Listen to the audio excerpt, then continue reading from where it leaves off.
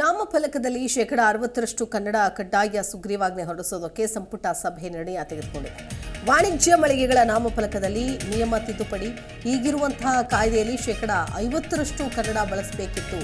ಈಗ ನಾಮಫಲಕದಲ್ಲಿ ಶೇಕಡಾ 60ರಷ್ಟು ಕನ್ನಡ ಕಡ್ಡಾಯ ಅನ್ನುವಂಥ ನಿಟ್ಟಿನಲ್ಲಿ ತಿದ್ದುಪಡಿಯನ್ನು ತರೋದಕ್ಕೆ ಮುಂದಾಗಿದ್ದಾರೆ.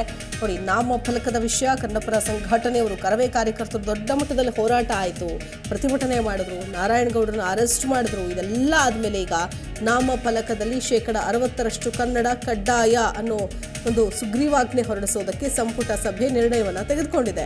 ವಾಣಿಜ್ಯ ಮಳಿಗೆಗಳ ನಾಮಫಲಕದಲ್ಲಿ ನಿಯಮವನ್ನು ತಿದ್ದುಪಡಿ ಮಾಡ್ತಾರೆ. ಈಗ ಸದ್ಯಕ್ಕಿರೋದೇನು ಅಂದರೆ 50-50, 50% ಕನ್ನಡ ಕಡ್ಡಾಯವಾಗಿ ಇರಲೇಬೇಕು. ಒಂದು ನಾಮಫಲಕ ಇದ್ದಾಗ ಅಲ್ಲಿ ಒಂದು 100 ಅಕ್ಷರಗಳಿದೆ ಅಂತಂದಾಗ 50 ಅಕ್ಷರಗಳು ಕನ್ನಡದಲ್ಲೇ ಇರಬೇಕಾಗುತ್ತೆ. ಅಷ್ಟೇ ಇಂಪಾರ್ಟೆನ್ಸ್ ಕೊಡಬೇಕಾಗುತ್ತೆ. ಇಂಗ್ಲೀಷು ಅಥವಾ ಬೇರೆ ಯಾವುದೇ ಭಾಷೆಯಲ್ಲಿ ಹಾಕೊಂಡ್ರು ಮೊದಲ ಆದ್ಯತೆ ಕನ್ನಡಕ್ಕಿರಬೇಕು, ನಂತರ ಇಂಗ್ಲೀಷೋ ಮತ್ತೊಂದು ಹಿಂದಿನೋ ಅಂತ.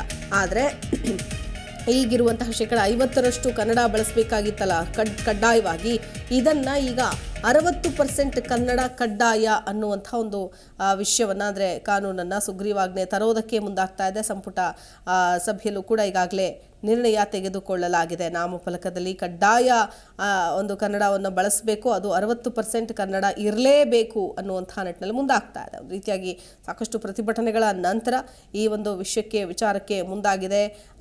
ಅಂದರೆ ಸರ್ಕಾರ ಇದಕ್ಕೆ ಗಡುವು ಕೂಡ ಕೊಟ್ಟಿದ್ದಾರೆ. ನೋಡಿ, ಫೆಬ್ರವರಿ 28ರವರೆಗೂ ಕೂಡ ಗಡುವು. 28ರ ಮೇಲೂ ಕೂಡ ಇದನ್ನು 60% ಕನ್ನಡ ಕಡ್ಡಾಯವನ್ನು ಬಳಸದೇ ಇದ್ದರೆ ಅಲ್ಲಿ ಅವರ ಮೇಲೆ ಕ್ರಮ ತೆಗೆದುಕೊಳ್ಳಲಾಗತ್ತೆ, ಅವರ ಲೈಸೆನ್ಸನ್ನು ಕೂಡ ರದ್ದು ಮಾಡಲಾಗತ್ತೆ. ಹೀಗೆ ಅನೇಕ ಎಚ್ಚರಿಕೆಯನ್ನು ಕೂಡ ಕೊಡಲಾಗಿದೆ.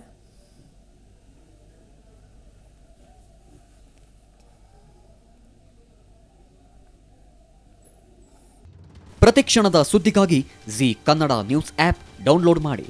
Live TV, latest updates, entertainment, lifestyle, technology ಸುದ್ದಿ ನಿಮ್ಮ ಅಂಗೈಯಲ್ಲಿ.